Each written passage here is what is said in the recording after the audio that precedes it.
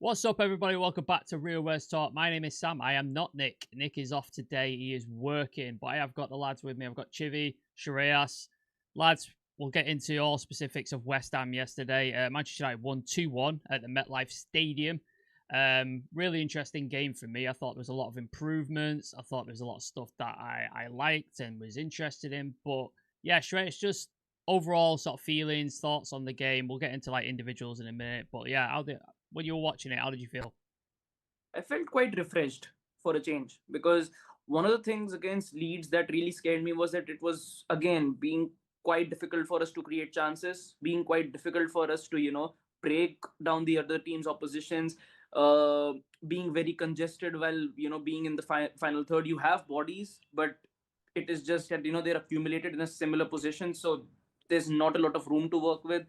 Midfield was a big scare as well. Wing backs not being as involved was a scare. So there were a lot of troubling signs that I saw. And again, this is just one game, but yeah, at least I can see a lot of change if you have to compare both of those games against Leeds and West Ham. And in fairness, you can say West Ham are, I would say, a much better competition if you have to compare them to Leeds at the moment. And it felt good to see Amorim actually making a change, yeah, in the system, because throughout last season it was the same system, the same tactics every single game, and us just wishing for it to work out. But it actually looked like he started to understand how much the midfield gets pressured. They need a couple of release points when they are being pressured in their own box. So it felt good that we were actually troubling our opposition a lot more than they troubled us. yeah. No, it was definitely refreshing. Is the word I think we'll use this. Yeah, Chivy. Obviously, I think you stayed up for most of it, and then you end up sort of falling asleep. I watched it all this morning. What were your thoughts on it? Like, because obviously you watched it live, so I watched it knowing the result. Like, how did you feel sort of watching it? Relief. Relief is the word I'd use because I was hopeful and I was going to give the manager benefit of the doubt before we played Leeds, and then seeing how that Leeds game turned out, like everything was kind of like I just lost hope. I was just like, yeah, there was nothing to believe in there. I just felt like, yeah, if this is what we're doing in pre-season against Leeds, like imagine what that season. And I was not looking forward to the season based on what I saw against Leeds Yeah, because the Leeds game was like there was nothing that really changed from last season. Like it was just yeah, the same issues that we faced. It didn't look like anything had been addressed. sure. And I'd literally just written off preseason, and I wasn't even planning to watch the game. Like I'd got home late last night. I was out, and then I got home late, and then I was just like, and then I remembered, oh, the game is on, and I kind of just reluctantly put it on. I was like, all right, Out of habit, just habit in it. let me just sorrow, yeah, let me Yeah, yeah, just sorrow myself. Like let me just feel bad for myself, and I put it on because the UFC was also going to be on as yeah, well. yeah. So I put it on, and within the first like 5 minutes, I'm like, hold on, like this is changed. Yeah, This is different. And then I know like a lot of you guys were asleep, but I put in the group chat. I was like, we started good. Like yeah, this is looking lively. And then we get a pen. Bruno scores, and it's crazy because West Ham were really like trying to impose themselves on yeah, the yeah. game. But we weren't letting them do that. Yep. And watching this like in real time for me, I was like, wait, hold on, like this is. So I actually sat up because I was literally just going to like just put it on in the background. And I sat up and I watched the whole thing. I was just like, yo, even Rasmus Højlund is like run Yeah. like He he's was getting the ball. He was trying. yeah. Running in behind. Yeah. Back. He's No, not back, no, but no. he didn't look clueless at all. He's Like better. I was He's like, better. okay, Yeah. yeah. And I was like, Didn't whoa, look in okay. Say again? didn't look invisible like he used to. No, his touch is still shit. But like, Yeah.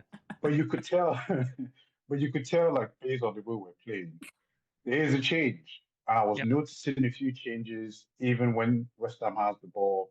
The shape is slightly different. Sometimes it's a 3-5-2. Sometimes it's a 4-4-2. Like the defensive shape was It's different. fluid. So It's when we get fluid, the isn't it? ball, There's a lot more it's fluidity. Yeah. fluid. Yeah, the pressing. Like we're winning balls from pressing. Like remember we used to try pressing thing. I would just chase people, single, And then they we'd just never, give up after 5 minutes. Wouldn't it? Like, fuck it. we'd never, we'll just create space. Yeah, so they would let us press, and then we'll just create space in behind them. Yeah, it's 2-3 passes. They're already like in our 18-yard box. So it was kind of that. But we're pressing and winning the ball. Yep. And I was just wide awake. I'd had a few drinks. Normally I'd fall asleep. I was wide awake, like watching it. Like, sorry, I've actually gone on a lot longer than I thought. Right. But yeah, the question was, how did I feel? Yeah. Relief. Yes. Relief, yeah. Yes. We're going to touch on some individuals because, I really liked what I saw. There was some patterns of play and some stuff that I really enjoyed seeing. But I wanted to sort of bring out Lenny Yoro because that was the first thing I put in the chat after I watched it, Chivy. What a player this kid is. Like, what a player. Looks ever confident. His tackling was on point. There was some, like, line-breaking passes and diagonals he was putting in.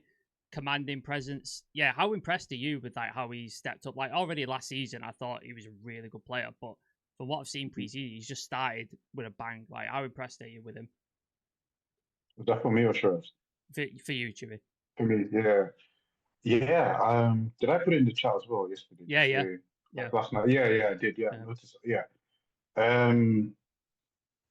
Mate, he's really looking like we got a steal. I don't know how much we paid, but I can't remember how much. 60 mil. 60 mil. Yeah. And it was worrying at the same time because my mind started like going into overdrive because I'm thinking if he actually becomes the player that we think he's going to be, we might lose him to Real Madrid in like 2-3 years, or we might make like 120. Oh yeah. I don't know. Yeah. This is what I'm thinking because I know it sounds a bit deluded to go off just one game, but then the way it's just the maturity of his game. So for me, like the way I rate defenders is not just tackling and winning the ball, but especially in a system like this, is how you progress the attack. Yeah. And this is why I rate Lisandro so highly because he's really good at defending. And yeah, he lacks pace and all that stuff, but he's very, very important to the way we play because of the press way resistant, he presses just press resistant. Yeah, the way he spreads the ball, he spots chances and all that stuff. And I was just like, and in the back of my mind, I was still thinking I would pick Lisandro over Euro. But then with the way Euro is going now and the progress I'm seeing and the way he's affecting the attack from behind, like Lisandro would have it really hard to come back in this team. Yeah, he's got a fight. He's definitely got a fight. Yeah.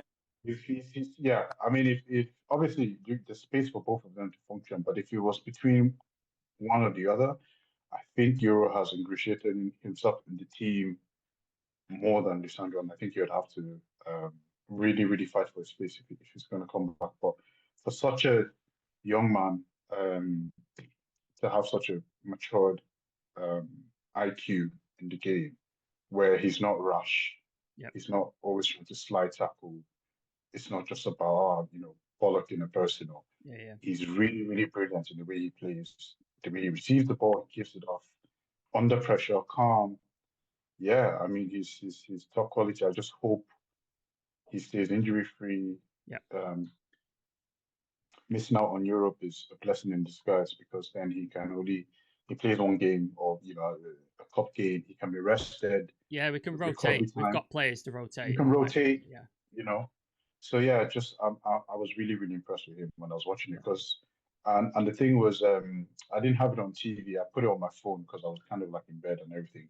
Yeah. And I kept squinting to be like, "Yo, is that Euro?" Like, I'm like, "Who's that?" Like, because I was just so impressed. But yeah, I mean, we've got a player.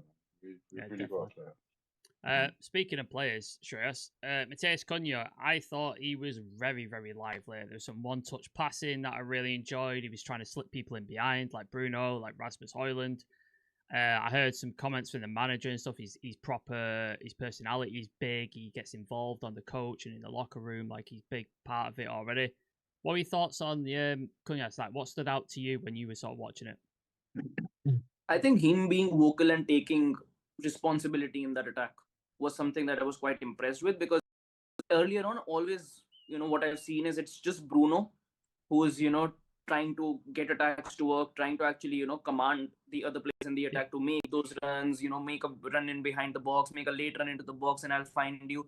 With Cunha, it looks like, they don't have to talk as much, but they communicate quite well. And with the way, in this game, Bruno as well as Hoyland as well as Cunha were positioned, it, actually allowed Ahmad and more than that, Dorgu to have a lot more influence in the game than they usually do. Dorgu complemented Cunha so well. They both of them complement each other quite well as well, because whenever we were being pinned by West Ham, when they were trying to actually pin us in our own half, Dorgu and Cunha every single time under pressure as well, they play so well out of the press. And both of them, and the way, it worked with Kobe as well, when the way they used to make those triangles, it works quite well. And when you have Bruno who can shift in centrally, and at the same time, when Bruno, even when he's trying to, make those balls into the box, someone like Cunha and Dorgu being on the same side, making overlapping runs, it is not easy to track, those sort of aggressiveness. And even if you look at it from another perspective as well, I think Chivi mentioned it as well in the chat earlier on. The players we had earlier on last season, if you mention Garnacho, if you mention Rashford, they don't fit into this inside 10 position the way Cunha does, because it demands a lot more out of you as a player. And if you're just going to take the ball out wide or just cut in, go for a shot, it's not going to work out for you, because that inside 10 position means you need to link up every single area of the game. You need to get the midfielders involved, you need to get the other 10 involved, you need to watch out for the inverted runs being made by your wing backs, and on top of that, you need to make sure that you're a workhorse every single time you lose out on the ball. And Cunha has checked all of those boxes, and having that sort of intent to ram through 2 or 3 defenders at a time is something that we've not seen at United for quite some time, because he's fearless. He just bombs on. Yeah, just to add to what you're saying, Shreyas, I'll let you get on, but just the point on Cunha as well. The first goal came from that, I believe, because he wins the ball, and then we make that counter attack, which leads to the corner before the corner goes in, and then the goalkeeper fouls our player. But if you remember, it was Cunha who, I think he double teamed. He actually picked. He defended the ball. I think they were making a progressing ball, and he steals the ball back in our defense. So he was in a defensive position, and then he wins it for us, and then we make the counter attack and then go forward. But yeah, that was an important point that I wanted to ask what you were saying there. Yeah, and again, it gets the best out of Bruno as well. After so long, I actually saw Bruno doing what he does best. Playing nearer to the box and behind the striker, and his influence in that area is something I don't think a lot of players in world football can replicate. The way he presses, the way he is able to create chances, and on top of that, around the box, if he has a shot, there's a good probability that it goes in. So I think as a 10 he does work out, but it depends again with the kind of people you partner him up with. And I'm quite excited to see Mbeumo actually drop into that position and see how Cunha and Mbeumo work together. And from a pressing point of view as well, I would say Cunha and Mount could be very difficult to deal with, because if you get a coordinated press with Mount is a workhorse, you've got Bruno in the midfield, then you've got Cunha, and then you've got maybe Mbeumo plays as a striker, or even Cunha does, but the amount of pressing, and I would say the coordinated press to just shut off channels, I think it is something that most of us still don't know actually what sort of outcome we could actually get from those sort of profiles and players in those designated areas. Yeah, you touched on Dorgu and Bruno, and I want to get into them as well. Just going to go into the chat and just see what people are saying. Z is saying, Nick, you were on to Ugarte before the game. You're going to have to hold it, bro. Apology, please. Well, you have to take that up to with be fair, to be fair, Nick did apologize. Well, he said it in the chat, remember? He said how he was on to Yeah, he did. He did. So yeah, to be fair, Nick already conceded to that. I'm sure he'll mention it next time he's on. We should sign a new striker. You see Cunha and Boomer trying so hard to serve Zoyland. He kept missing chances. He did keep missing chances, but I think you have to give him credit, because he got on the end of those chances. He got a shot off. I think he hit the bar, I believe, and stuff like that, which is a lot better than what he was doing last season, where he'd get the ball and try and scramble and then lose it or put it wide. So I think you have to give him a little bit of credit. But I get what you think. I get what you're saying. Already looking forward to Mbeumo joining the starting 11 after seeing Bruno and Cunha link up play. I agree. I think buying a striker is most important than buying a goalkeeper. What are your thoughts on that? I think if it was a choice between a striker and a goalie, I'd say striker, but I think the most important position is a midfielder, in my opinion. But we'll see. We'll see what happens. Yeah, like we touched on Bruno and Dorgu. I did want to give a small mention to Patrick Dorgu because I think he's gone a little under the radar. He got a lot of criticism last year, which I didn't understand because I thought he was decent, but a lot of people were having a go at him. I think he continues to improve every time I see him. He got forward a lot, like Shreyas mentioned. Was looking to get on the end of things and score, which is something we've not seen from a wing back in a long time.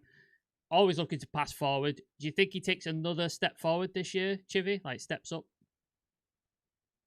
Yeah, I think so. And I think the tweak in the system from the manager also allows him to do that, because if you go back and watch the game, and anyone who's watching this as well, if you go back and even watch the highlights, just whenever we make an attack, look at Dogu's position and Ama's position. They're the ones furthest forward every single time. Every single time.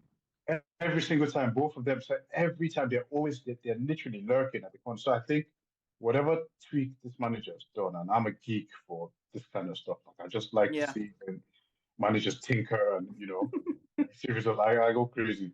So look at them two positions, and what really impresses me about Dogo as well is he doesn't make rash decisions. Like he hardly does. Of course, every player does that every now and then. Yeah. But a lot of decisions, he has really, really good. Like he's a productive player, so he's looking for the pass, or he's looking for the shot, or he's not just garnaching it and just going, let's just put it on my left foot, take a shot, sort of thing. It's not one of them, inshallah sort of situations. But you know what I mean by that, yeah. Yes, you can see he's a thinker, his IQ. I was quite impressed. There were a few lapses of concentration. And I think it's because I don't think Dog is a natural defender. I think he's naturally, like his brain, I think he's more attack-minded than he is defending. And we've seen that from really, really good players as well. Luke Shaw used to have that as well. That lack of... he'd switch off sometimes, wouldn't he, in the back? Sometimes he just switches off sometimes, yeah. So we've seen that, and, I might be willing to allow that sort of slide, at first, but I mean, at this point, we just have to be positive based on what we've seen. I know it's just one game. I know it's West Ham, but the reason I'm so excited is because finally, like, I've seen something that kind of gives me some hope. Because after a number of games last season, I was just like, I had no faith, absolutely no faith in the manager or what he was able to do, and I just hope that now we can just kind of kick on from this. It's a very this style of play requires a lot of intensity from players, and I just hope that they can sustain it, because it's one of them where it's like you have to be constantly there, 100% intense, and I just hope we can sustain it. But if we're just talking about the game, I'm really happy with everything, and especially with like players like Dogo as well. Yeah, Shreyas, we mentioned Bruno, 2 goals, penalty, which, I mean, 9 times out of 10, he's sticking it away, and he did. The other one, absolute stunner, like bent it round and over, almost like it was, the trajectory of the ball was weird. Do you think the burden that Bruno had and held last season, he held it well, to be fair to the guy, do you think it'll be lifted slightly? The fact that Cunha's come in, the fact that Mbumo's come in, maybe we get another number 9. Do you think, like you touched on, he seemed a bit freer? Like, do you think that's going to be the case, like, going forward this season? I know it's only one game, but yeah. I think that, the responsibility being shared and Bruno not being the only source of, goals and assists in that lineup actually takes a lot of pressure off his shoulders, because Cunha is someone who, demands the ball from other players as well. You can see Mbumo, if he's going to come in, even he's going to want the ball of players. You look at the likes of Dogu, surprisingly enough, he's quite vocal in that team as well. So you look at right now you look at that team and you look at players who want to take that sort of risk when you're moving into the box. And last season, everyone was so risk averse because they were scared of making a mistake every single time we had the ball. So it takes a lot of pressure off him. And whenever we've seen, Bruno around competent players at United, his numbers have always been absolutely amazing. And I think now that you have a stable lineup, when you look at attack, there is honestly Cunha and Mbumo and Bruno himself, you've got players who are quite competent and quite stable in that attack, and there is a sort of fluidity alongside that attack, which he hasn't seen in the past 3 seasons, to be quite fair. It's Yeah. always been chopping and changing, and even if the players are there, it is quite chaotic in every single event. Today it looked quite simplified, but at the same time it looked quite effective, which Yeah. is really refreshing to see. And I think massive credit to Bruno on that as well, because the way he's moved centrally at times, and the way he knows how to maintain that width whenever the ball is moving forward on that right hand side with Ahmad. I think, I don't know which position he'll play more, whether it's as a 10 or whether it's as one of those eights, but I think maybe we see him sticking to that 10, because I think Maybe. in that 10, this system flourishes a lot more. Yeah. But then who do we lose? Who do we Yeah. lose then? If he plays That's in the the 10? question, isn't it? That's the thing, because I agree, Shreyas. I really agree. I think I like the way we played him, because he wasn't just one of the tens. If you notice, he would float to a central position, and Ahmad would occupy that Yeah. space on the right hand side. So then we had an extra in the midfield. But then if he this is the problem. If are we going to have to sacrifice Mbuemo on the right hand side for that, or is he going to play one of the eights? And then if he does play one of the eights, then do we have the same intensity? So Exactly. it's but I suppose that's a question for another day. But Yeah, it'll be interesting to see what happens going forward. But on that midfield, Chivy, I mentioned at the top of the show, and again, we mentioned it in the chat together. Copy Manu, we got a partnership. Was something I was worried about. Nick was worried about. You were worried about. It seemed like I was not a fan of it, but in this game, it looked pretty good to me. I know it's just one game, but are there yeah. signs there that this could work? This partnership could work? Yes. When Ugarte signed for United, I remember us and a lot of people used to do where's he going to play sort of thing, and then they'd make their own 11s, and it was always Ugarte and Menu. That was Yeah. supposed to be like the dream Yeah. partnership, and everyone expected that to happen, and we just never saw a really good game with both of them playing, them two. And if you guys remember, very early, I never believed in that connection between two of them. I saw them play once, Yeah. and I was like, this is no chemistry there. But then, if you remember earlier on when we were talking about Euro today, when I said I watched the game on my phone, like the first half, and the same thing with Ugarte. Like when he had the ball, I had to squint, and I was like, no, He's just going that's forward, not didn't he? He him. was going forward. I'm like, where's he going? Like, where is he going? Yeah. Apart from even going forward, it's the way, because remember when we played Atletico Bilbao and Oh they Yeah. god, pressed yeah, the life out of yeah, when yeah, when he couldn't, he was even scared to turn around. yeah, He yeah, was just giving the ball back to the defender every time he yeah. received it. And his distribution within his one touch pass within the midfielders next to him, I was like, okay, this guy is looking like a changed man. And him and Kobe, I don't. It's probably down to to the way we set up, which I still don't know because I watched it last night under the influence. So I'm gonna Yeah. have to watch it again Sure. sober with sober eyes to Make to sure fully it wasn't understand it. lied to you. Make sure you didn't imagine what was going on. There was No, no, something no, going. no. I know what I saw. I definitely know what I saw. And sure as earlier you touched on the triangles with Kobe, Cunha, and Bruno. Like I remember that happening. Sometimes it's Kobe and Dogu, Mm. Cunha.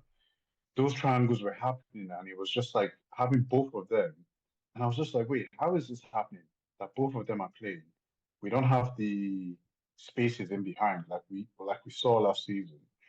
Um, there's a connection to the attack easily. Like this is something we've never really seen before. And of course, if I'm getting ahead of myself, please, you guys tell me. But I No, was no, go on. very, very impressed. I was. Yeah. Maybe this is just a reaction based on everything I've seen last season. Yeah, Maybe for other people, it's just an average performance, like for people who have enjoyed their football teams. But for me, like I hadn't enjoyed watching these two play before, and everything being so um, if I'm gonna use that word, and I was really, really impressed with both of them. They both understood their roles. Ugarte knew when to go forward and when to step back. Because if you notice then, it was always like one of them was like a connection to the central defenders. Yep. And then one of them was always further forward. They were hardly, the only time you see them on the same line is when we're defending. Sure. But then when we're in possession, there was always one ahead of the other. And do you remember that move Ugarte did when Kobe wins the ball back? Yeah. He gets the ball off and then slids Ahmad through for the offside goal. Yeah.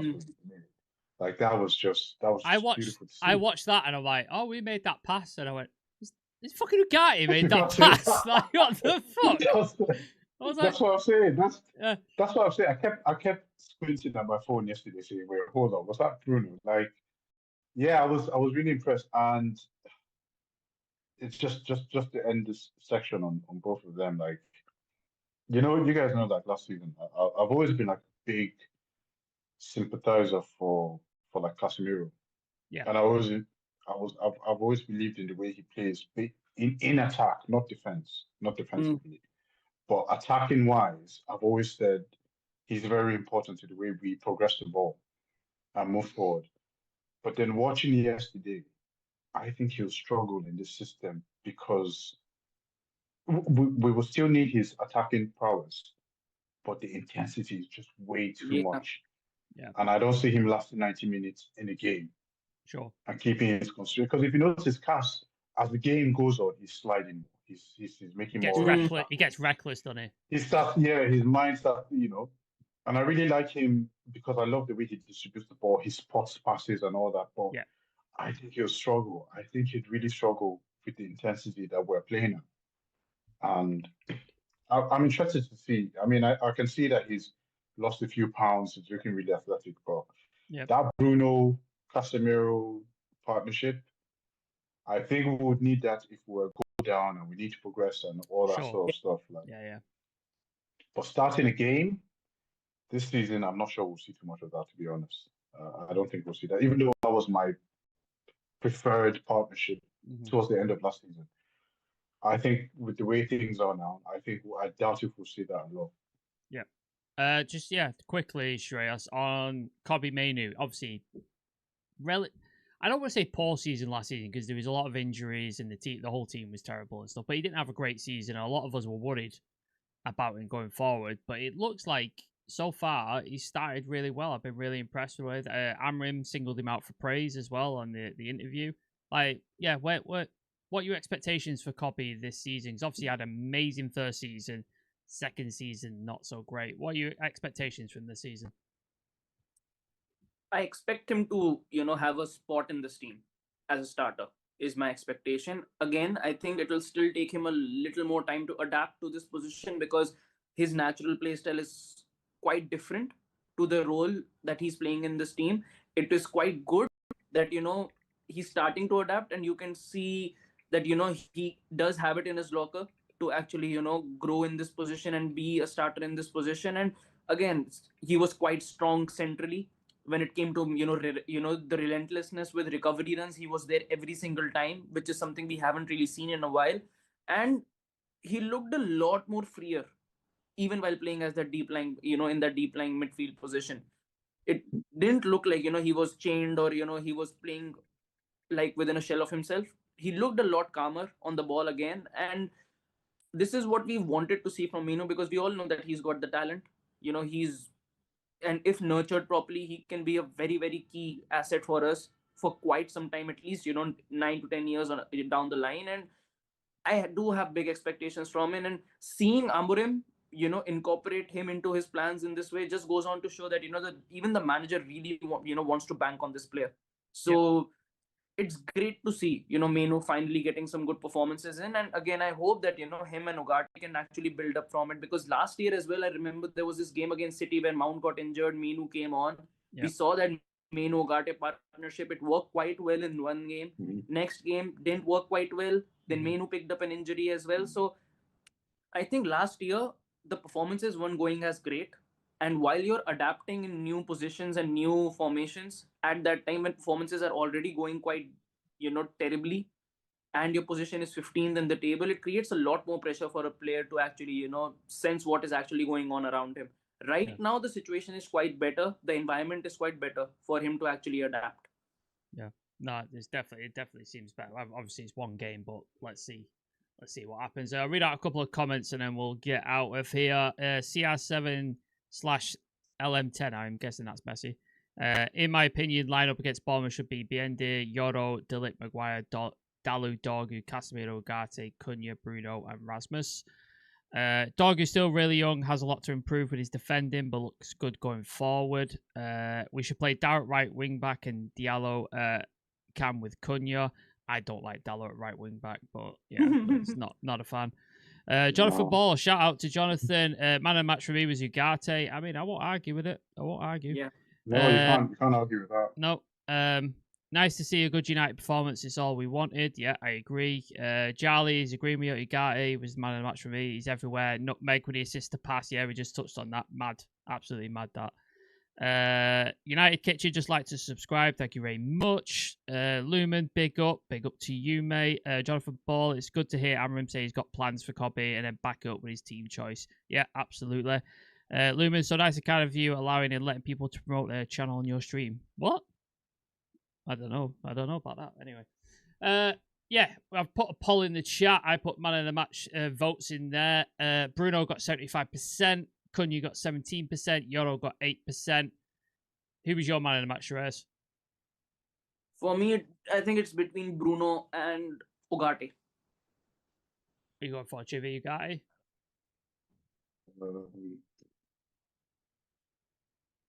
Yeah, I'll go for that. Or Yoro. Yeah, I went for Yoro. I said Yoro. I'll go for Yoro, yeah. Yeah, I agree. Let's not forget, also, I thought what's his name had a good game as well. Delict. Yeah, he did. Yeah. He just got on with it, didn't he? he He was was just decent. solid. Yeah. Didn't do any like step Yeah. out or anything like that. Just solid. Yeah, I agree with him. Yeah, so we will be back tomorrow with your usual transfer news show. If something does break in the meantime, we will go live. So make sure you're subscribed and you turn on notification bell so you don't miss anything. The socials are just under me on my left, underneath Shreyas, so go follow all those.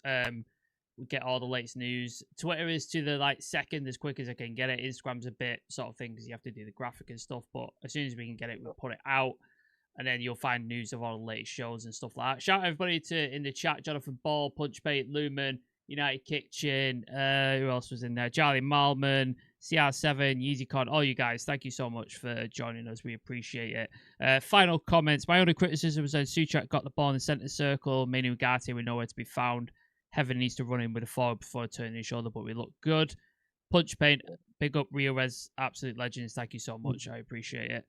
Is it true Mbeumo won't be playing in the next match? That's what Amrim said. He said he's not fit enough yet, but he should be all right for the Everton game, I believe. So we'll see what happens. But yeah, lads, appreciate you joining me on your Sunday evenings. Thank you very much. Yeah, thanks for having us. We'll see you guys tomorrow. Peace out. See you.